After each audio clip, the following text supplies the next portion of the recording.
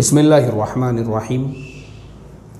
मोहम्मद यूनुस साहब, इनका सवाल ये है, अस्सलामु अलैकुम रहमतुल्लाह। मौलाना साहब, मुझे शेयर ट्रेडिंग रिलेटेड मेरे क्वेश्चन हैं और कई दिन से मैंने आपको पूछा था, क्या हमारा कोई गैर मुसलमान दोस्त शेयर मार्केट में इंटर करना चाहता है और हमें इसके बारे में एक्सप्लेनेशन और रेफरेंस देने को कह रहा है, तो क्या हम उस दोस्त को किसी भी कंपनी का रेफरेंस या उसको दे सकते हैं या नहीं, और वो हमारे बताए हुए तरीक़े पर अगर हराम तरीक़े से तिजारत करता है या स्टॉक ख़रीदता है तो हमें गुनाह होगा या नहीं होगा।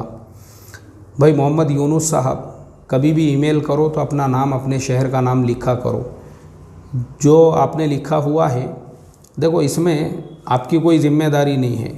गैर मुस्लिम तो गैर मुस्लिम, आप अगर किसी मुसलमान को भी रहबरी कर रहे हो तो इसकी मिसाल वैसी ही है जैसे मिसाल के तौर पर आपने एक आदमी को गाड़ी ख़रीद कर दी है।